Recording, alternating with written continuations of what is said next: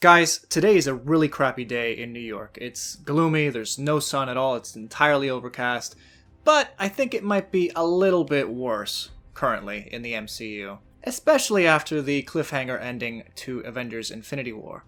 Today we're going to be talking about how that ending could potentially affect all of Marvel TV and how that could potentially break the already tenuous link between the Marvel TV shows and the current MCU films and how it's all connected. But we want to break each and every show down, how it could potentially be affected by Avengers Infinity War and more. So obviously we're going to be talking about spoilers for Avengers Infinity War, big spoilers for Avengers 4, potential spoilers for Ant-Man and the Wasp, and definite spoilers for Agents of S.H.I.E.L.D. and, guessing for the other shows. But all that and more right after this. Show me what you got.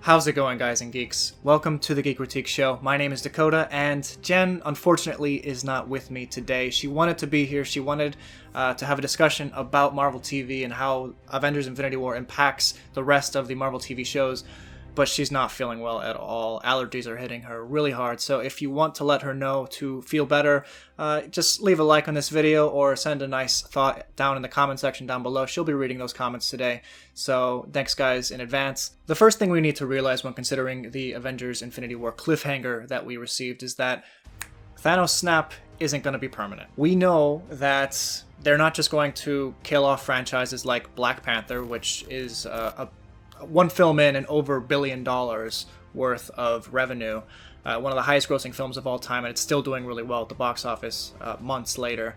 They're not going to just kill off the new Spider-Man character that they introduced in Civil War and now had his own film in Homecoming. The Guardians of the Galaxy, 5 of 6 characters are gone. It's not just going to be Rocket's Guardians of the Galaxy now. They need to bring at least most of those characters back in some capacity. So how that is going to play out, we don't know at this stage. A lot of that is speculation currently. We don't know what's happening. We know something has to do with time travel in Avengers 4. We see in promotional pictures that a lot of the characters are wearing their old costumes from previous movies, or they have certain wristwatches that look kind of timey-wimey, not to use a phrase from Doctor Who. But we obviously know that the MCU isn't totally helpless. These characters, most of these characters, at the very least, are going to come back, whether that involves a sacrifice on one of the original Avengers parts or not, we don't really know. But that's not entirely the point of this video, but it kind of is at the same time, because how they bring those characters back could heavily impact the Marvel shows, because if the Marvel shows want to continue playing in the ballpark of the MCU, they need to, at some point, either reference the snap, show the snap, or disregard it altogether and move on, stop pretending that they're in the MCU. But we know that some of these shows definitely do have links to the MCU. Agents of S.H.I.E.L.D., we've seen Nick Fury on the show, we've seen Agent Hill, we've seen plenty of connections to previous Avengers films. In the Netflix series, the entire Netflix world is based on the post-Chitauri invasion of New York City, the incident in New York that happened in 2012. That's why Hell's Kitchen is such a mess in Daredevil Season 1, is because they're still trying to rebuild the community. And recently, in Jessica Jones Season 2, they reference characters and places that were featured in Civil War. So we know those links are there. But what about the rest of the MCU shows? How will they address all of these issues? We're going to be going in depth with all of those shows. We're going to start with Agents of S.H.I.E.L.D. because that has the most potential for links. But even if it does link, there is a problem. We do not know currently when Avengers 4 takes place for certain. Avengers 4 could pick up directly after Infinity War. It could take place 3 months after, as it's been rumored by some. It could take place a year after, which is probably most likely, considering the Russo brothers like to place their films directly in the year that they are supposed to be released. It could take place 5 years from now, and there's some evidence there too. It's very possible that the MCU shows can play in the same ballpark as the post-Infinity War MCU, but the problem is we don't know how long it'll take before Avengers 4 fixes and reverses the snap. Because if they fix it directly after, these shows can't just spoil the ending to Avengers 4 before that comes out next year. We also know that if it's 3 months later, that show needs to take place within that 3-month period. And the storylines that they wanted to tell during that time period will have to be sidelined because, you have 3 months of X amount of characters not being able to enter the show. And obviously they're not going to say X amount of time has passed and the snap has been reversed, because again, that would clearly spoil the end to Avengers 4. Most likely, the events in Avengers 4 will take place a year after the events in Infinity War, but there's also the case that the film could take place 5 years later. And that would really shake things up, especially for the Marvel TV side of the universe, because they can't just bench half of their cast for 5 years. Most of those shows won't exist after 5 years. And it was recently reported that a young up-and-coming actress, Emma Furman, will be playing a 15-year-old Cassie Lang, which is 5 years older than the current actress playing her. So what that means, I really can't say. But please know that Avengers 4 will see time travel used to some effect. We don't know in what capacity. It could also be that in her last moments, Scott Lang sends her to the quantum realm, which we know from Hank Pym that time and space work differently there. So she could come back 5 years older for all we know.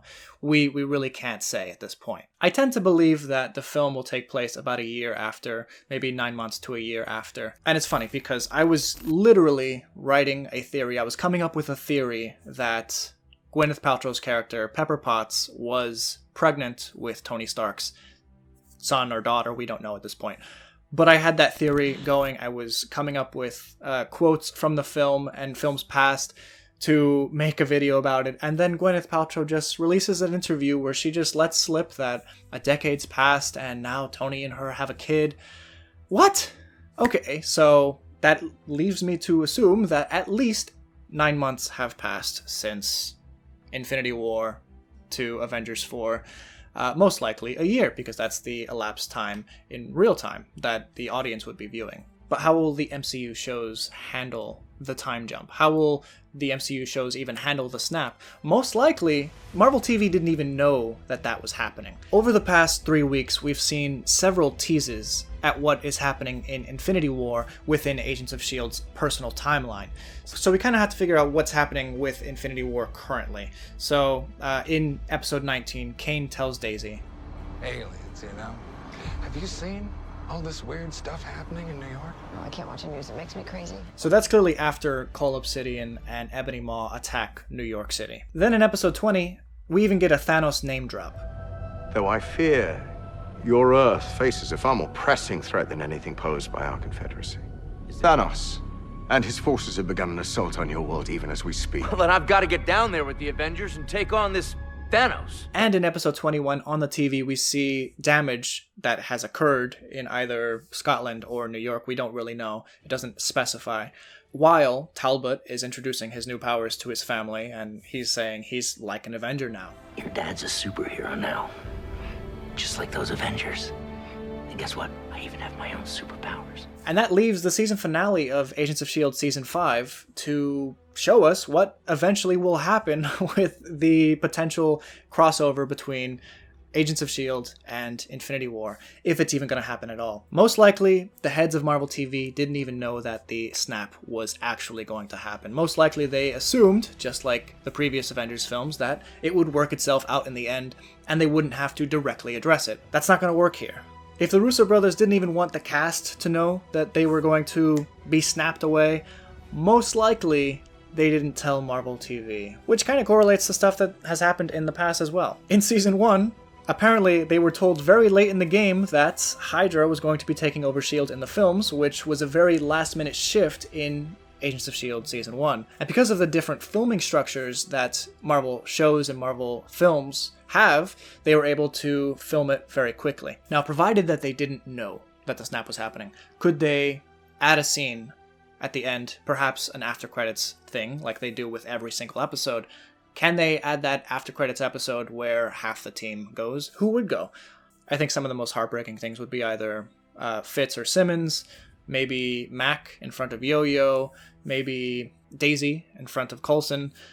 There's a lot that they can do. Obviously, I don't want to see any of those characters go, but if they want to play in that ballpark, they kind of have to let at least one person go. I mean, technically, none of them have to go.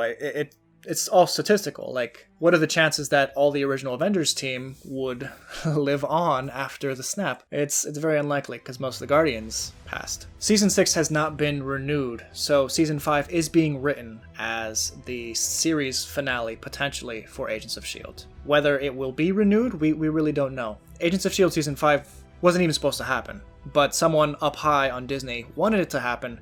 Why? Maybe it was something to do with Infinity War. Maybe the connection is so great that it will potentially bring people on for a 6th season. Maybe they will wait to release a 6th season until they start their Disney streaming plan, which will give them enough time to release Avengers 4 before the obvious reversal of the snap and when everyone turned into dust. But if they don't wait and Season 6 is greenlit and half of these characters did get snapped away, they could potentially explore the Soul World, or the Soul Realm, that we were introduced to in Avengers 3. Now, what about the Netflix shows? Because these, for the most part, have diverged so much from the films, it's barely even there. Now, I say that because of, like, Luke Cage, Iron Fist, The Punisher, all those shows barely had any connections to the MCU. I mentioned earlier that they are kind of built on top of the Chitauri invasion that happened in Avengers, but besides that, it's a very tenuous link. That said, Jessica Jones Season 2 did have a lot of bigger MCU potential. You can click that card over there to see that discussed in greater detail. But could Luke Cage introduce a snap to the Defenders series on Netflix? No, I don't think so, because Jessica Jones took place in the summer of 2017, 17 years after her accident, which means that she's safe for at least a year, and most of those shows happen roughly concurrently. So I'm guessing that Luke Cage Season 2, Daredevil Season 3, Punisher Season 2, and Iron Fist Season 2, which, yes, is in the works, will likely not be affected by the snap. That said, if they ever decide to go and do a Defenders Season 2, which I hope they do because I want to give them another chance. I really wanted that to be like really epic TV, and it just kind of let me down. I really think that if they were to set the stage as, wow, half of New York, half the world has just disappeared, and there's havoc being wreaked on New York City. What if Wilson Fisk breaks out of prison? What if most of the prison guards are dead and they are totally capable of breaking free from prison and they just start ruling New York City? I think that would be a great opportunity for the Defenders. I would expect one of them to have to go and maybe be replaced by someone else, maybe like the Punisher, or maybe the Punisher's gone, or who knows. It may start as another story altogether, but because of the chaos that is Infinity War, they could sideline that story for a little bit as they try to figure all that out. And that'll save enough time for the events in Avengers 4 to have finally been released. And we know that these characters come back eventually so that they can play in that ballpark safely without spoiling the films. Because that's never going to happen. Marvel is never going to let Marvel TV spoil the films. If any of the Defenders go, who would you like to see? Who would you expect to see? Obviously, I don't think any of you would like to see any of these characters go. Runaways could potentially be another huge problem when it comes to the snap, because the entire point of that show is that these characters need each other to survive. And if half of them just disappear, what are they going to do? Are they just going to let's just hide out in this train car for 6 months until the Avengers fix the issue, or what? I feel like there's so much potential to ruin the story of Runaways if they introduce the events in Infinity War.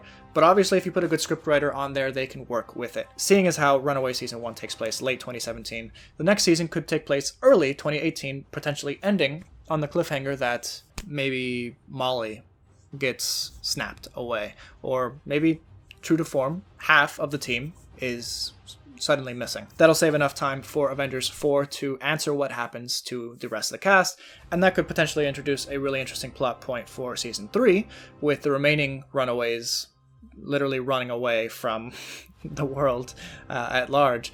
And when the other characters come back, potentially in the same location that they were snapped away, you have two separate storylines that they could use to reconnect, and it could be interesting.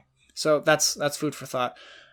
Cloak and Dagger, another one that we really don't know if it'll connect at all, comes out this summer on Freeform. Could it potentially have some major Infinity War ramifications? Most likely not. I highly doubt that anyone at Marvel TV knew of the implications that Infinity War will impose on the entire universe. Most people didn't. Very few people knew the movie's true plot, according to the Russo brothers. But we don't know a lot about what's happening in Cloak and Dagger at this point. It could be a really interesting story if, again, half the universe gets snapped and we have to find out what these two characters are going to do in the wake of all that. Because I don't think either of those... The show is called Cloak and Dagger. It can't just be either Cloak or Dagger. They need each other to have their powers.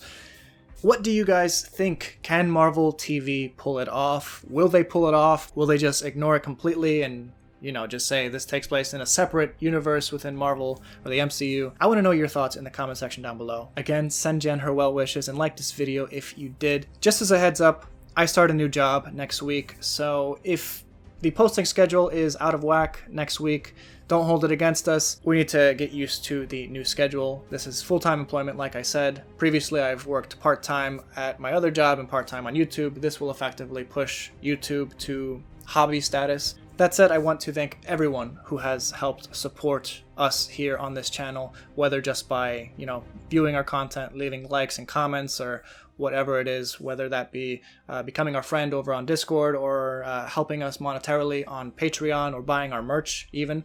Thank you so much, everyone who's helped support our channel up to this point. We hope to continue making strong content and even better content in the future, so stay tuned. We have a lot more Marvel stuff to discuss, but we have other stuff to discuss too, because this channel is all about geeking out about everything in geek culture that we are into at the time. Thank you guys. Thank you for following our journey. If you liked this video, please like and subscribe. Have a good one.